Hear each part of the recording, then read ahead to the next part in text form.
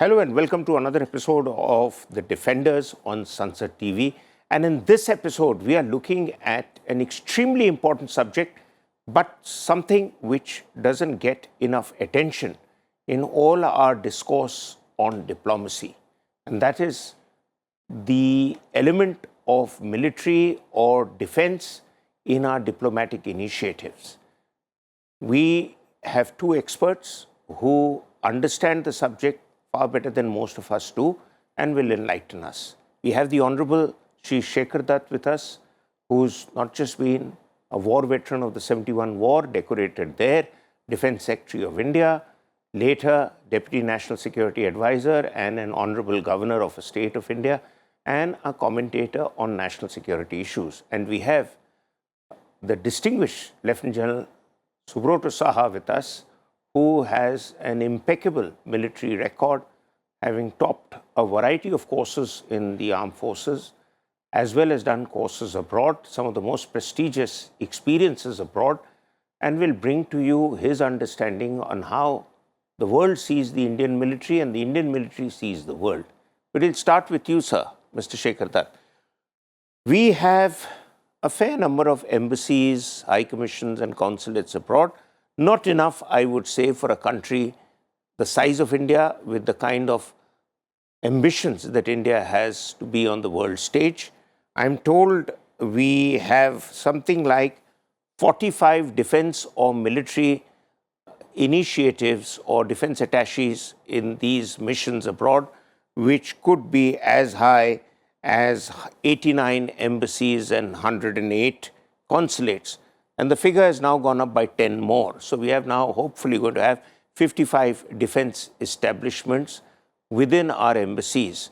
But the big question is this enough for us to extend defense diplomacy?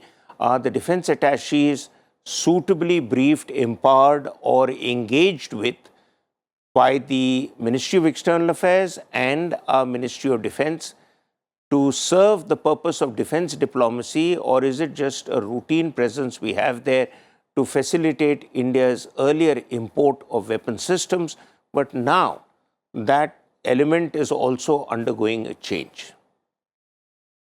I think the subject that you have brought about is extremely important for many reasons.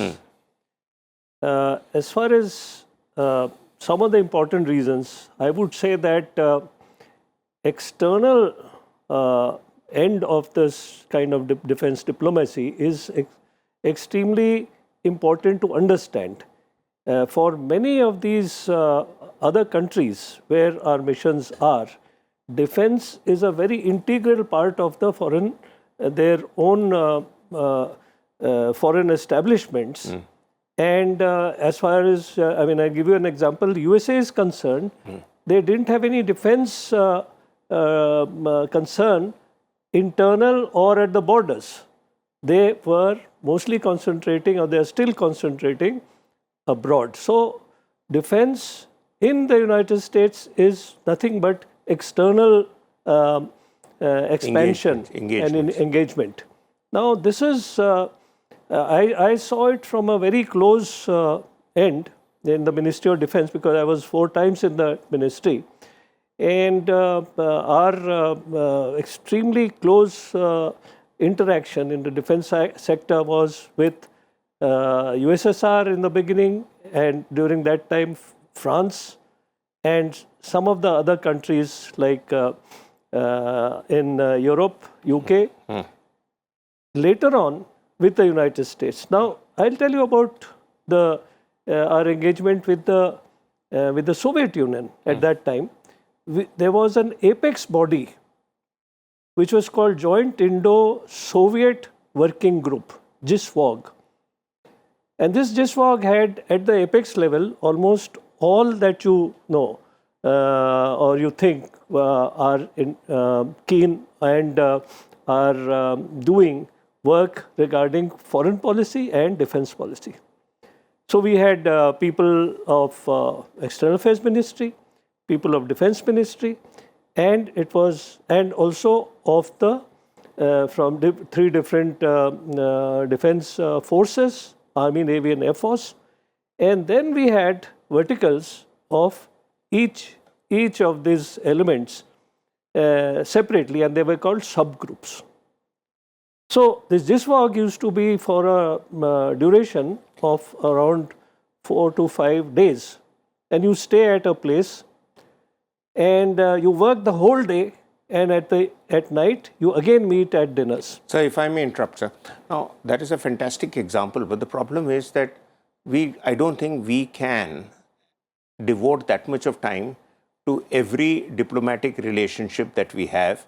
Neither do we have the resources to be able to do that. I'll come back to you on this issue to build up on it further. But General Saha, sir, I get a feeling that many of our defense-related diplomatic initiative, sometimes called the HADR, that is Humanitarian Assistance and Disaster Relief Initiatives, now they come about more by accident than by design. For example, if you take the case of the tsunami-related initiatives or our response to earthquakes in Nepal or wherever else. Now, yes, we have good relations with these countries, but can those initiatives be only counted as defense diplomacy and happily the matter closed by the MEA? Because I get a feeling that the MEA is only too happy not to have too much of a military element to its diplomatic initiatives. Am I right or wrong? You see, Maroof, very nice question, and give me 2-3 points to answer your question. You see, we have to see this defense diplomacy from the perspective of defense cooperation, right? And a whole lot of military-to-military engagements that are taking place for crisis management or keeping the international situation stable. In defense cooperation, as you spoke about HADR, exercises, in fact, as we speak today, a 60-strong contingent from the Republic of Oman has landed for exercise Al-Naja. Al-Naja, as you know, stands for the victory. So we are looking for cooperative victory with a lot of countries now. And apart from HADR, we have got exercises. I know for a fact Indian Army is offering almost 3,000 vacancies on courses to people across the world. So the point I'm trying to make, defense cooperation facets have taken off in a big way. Even on the mill-to-mill engagement, I can tell you that, in 2013, when I was the additional DG military operations, ultimately the crisis post-August 2013 of Poonch got resolved by DGMO level talks at the Wagah border. Okay, and likewise, if you see the LSE, the situation has been kept stable because of the Corps Commander level military-to-military talks which are going on. So there is a hell of a lot happening. If you go back in history to the times of Chanakya, Kautilya and all, what was it? Statecraft, intelligence, security, a political economy. It all revolved around that. From that, if you move forward to today, and as I'm answering squarely your question of MEA, today if you see with most of the countries that matter to us most, we are engaging in what is called 2+2 diplomacy. Yes. Whether it's with the United States, with Japan and a whole lot of other friendly countries. So which means the importance of defense is really being recognized, and even military diplomacy, I think, is a subset of defense diplomacy, because military being the uniform component, there are these aspects of, defense exports. Like you made a very pertinent point. Earlier, our DAs, defense attaches, were positioned basis requirement of import.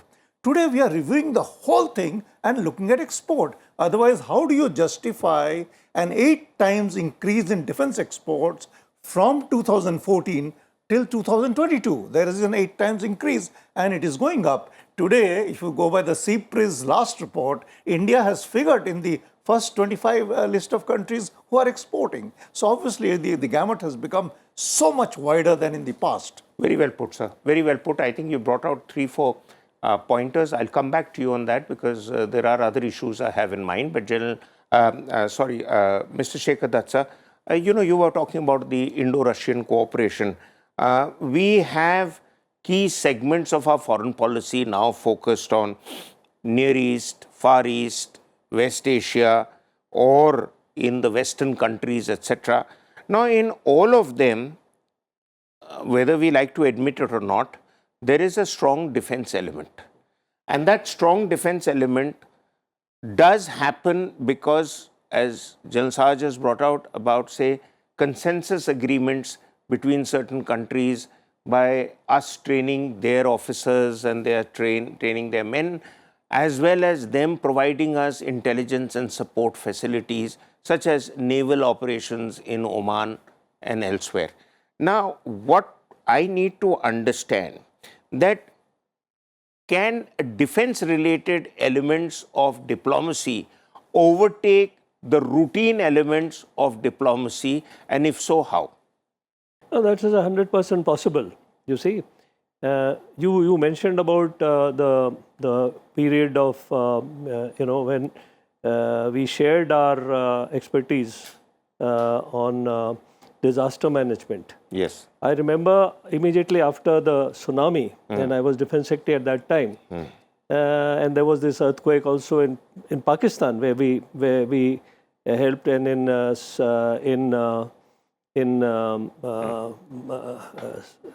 Philippines where these mudslides happened. Again we helped, and then suddenly Katrina happened in United States. And I told the minister, Raksha Mantri, that we are now itching actually to show with the new friends in the United States, because we just completed also our Indo-American Defense Relations Framework Agreement. And I said we can offer the United States that we can send relief, which we did. And the Air Force, the Army, they all piped in, and we sent 3 IL-76 load of supplies for helping in Katrina. And I also received those aircrafts after doing this job immediately in USA, and when they came, so that we had a debriefing. Now, the other sector in which we have shown enormous ability, and also because of the relationship, state, the foreign service or MEA and defense, all these put together. I give an instance that the 4 of our ships which had gone in the Mediterranean Sea to exercise with the European and also the Israel Navy were coming back when suddenly this happened, that Israel, which was attacked by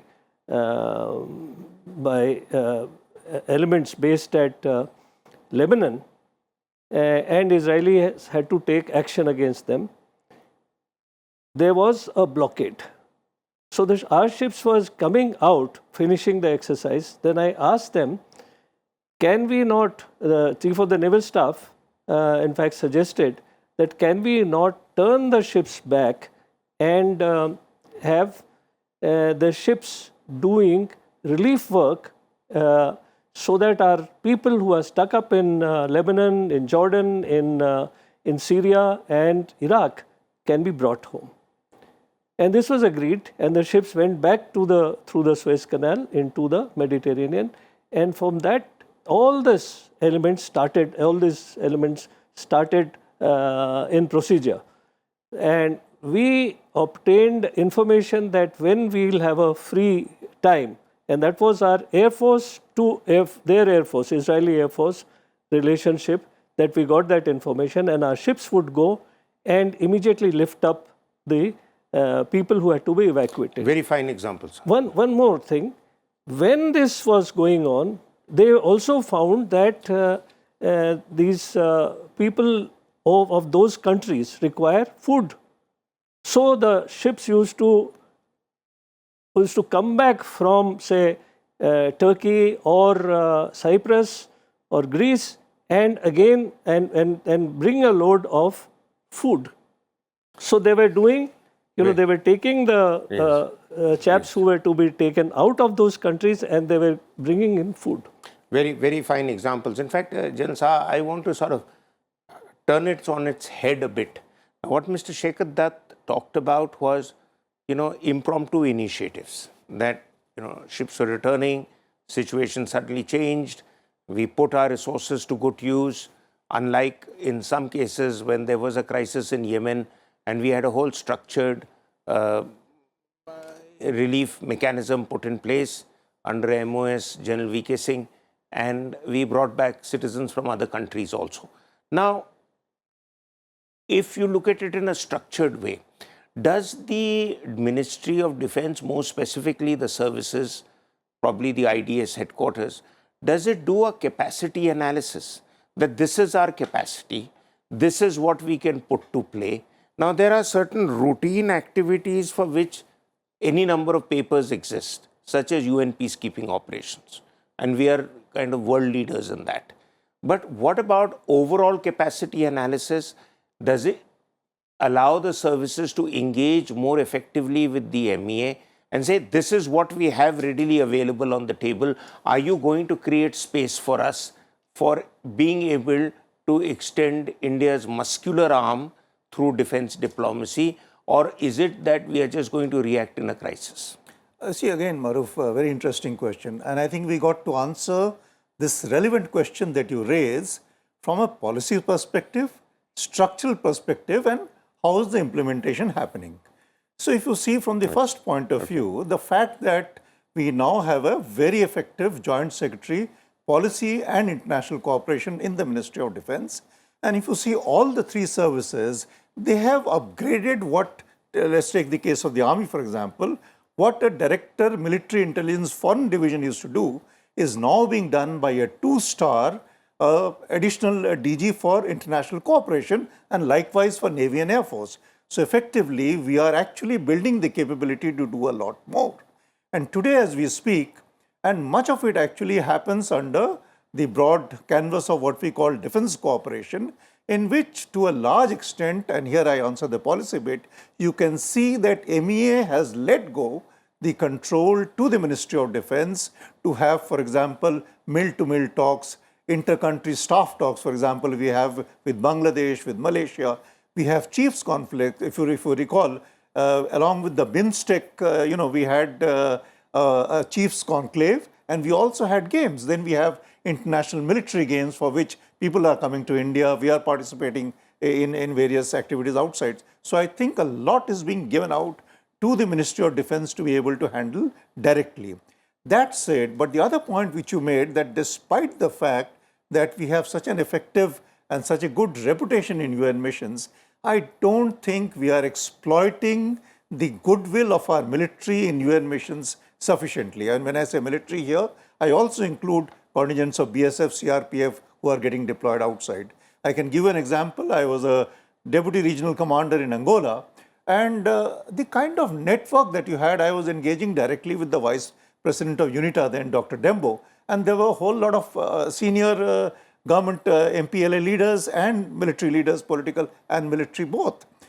After that, frankly, have we ever utilized that networking? The answer is no. If I were to compare with Brazil, the gentleman who was to move around with me as my liaison officer, a major, I mean, 3 years down the line, by that time, of course, I was the CEO of a unit, he gave me a call to say that, Colonel, I am at so-and-so place in Angola. I said, what are you doing there? He says, well, my country has put me over here to develop, would you imagine, defense economics in the northern region of Angola. So the point which I am making, I don't think we do much to build on this, great reputation, as you put it yourself, and the great networking that we have got with various countries because of UN missions. I mean, look at the way we have had such success both in Congo as well as in South Sudan with the force commanders that we have provided. For that matter, several other people's, right, starting from military observers from the rank of majors and lieutenant colonels. I think this is an area which remains grey still I'll come back to you with another interesting option. Mr. Shekhar Dutt, sir, what steps can be taken to empower the service headquarters further to do exactly what General Saha was talking about, which means that allow them to make out-of-the-box choices? I'll give you an example, sir. We talk of all sorts of options.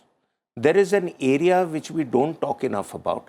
there are extremely competent colonels, brigadiers, and even major generals in various headquarters of the armed forces and their equivalent ranks, who are now doubling up and tripling up and doing the same appointment which 30 years ago one officer was doing, because they have to be promoted, so they have to be absorbed. So you have a Brig A and you have a Brig Q and you have a Brig GS and whatever else.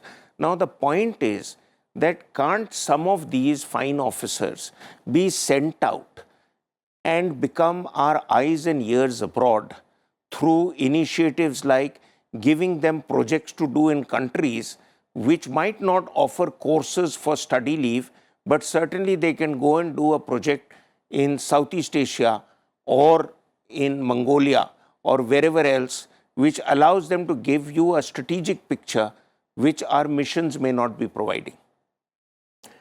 I think all this will be possible immediately when we have enough person-to-person, officer-to-officer dialogue. One of the places where this builds up very well is the courses in our defense institutes, say Defense Service Staff College or NDC, and all these places where we have an international group of students from different countries. And this is an extremely good place where person-to-person relationships can be forged in. And then once the people have been trained, once the officers of those countries have been trained, and you have an alumni discussion as well, then you know exactly what is required. We know that what is required in those countries, because their people, and many of these people who have got, these officers who have got trained in Indian establishments, later on have become their chiefs, as well as some of them have become presidents of those countries. So we should not forget this strength. We should have one big element in our international diplomacy is to train officers of different countries.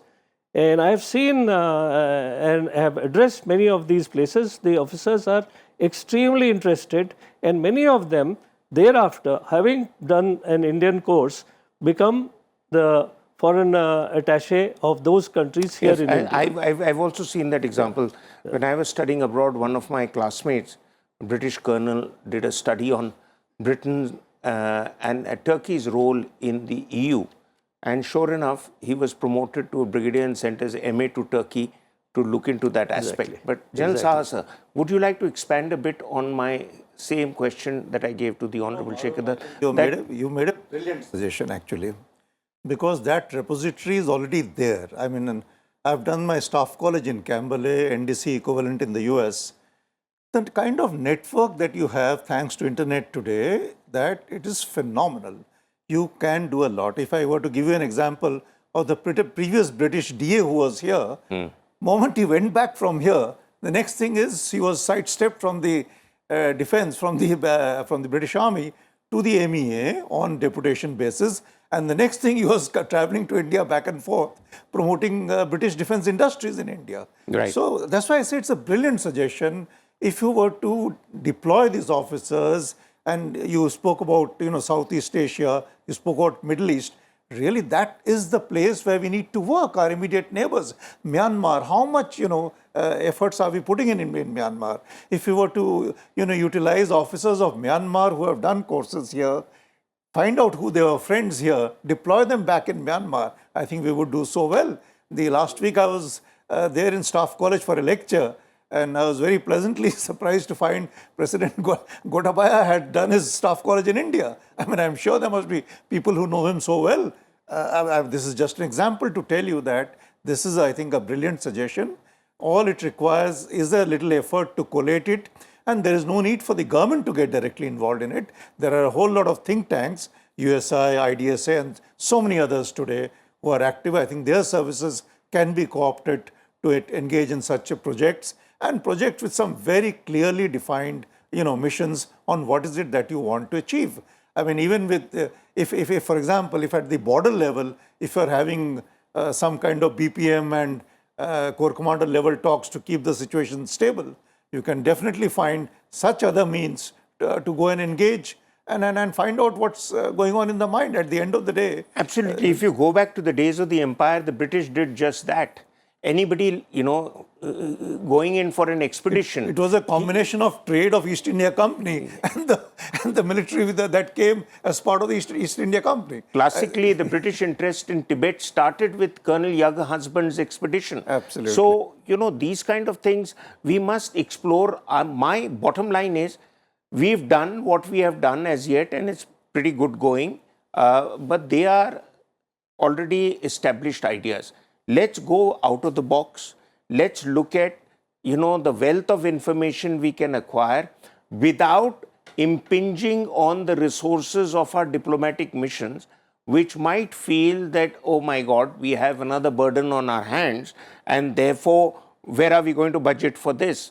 So this officer goes off with his own backpack, with his own budget, as a traveler, goes there, does a study, engages with a whole lot of things. I mean, even studying the tribes in certain parts of the world will give you an idea about the mindset of those countries. For example, you spoke about tribes, Maroof.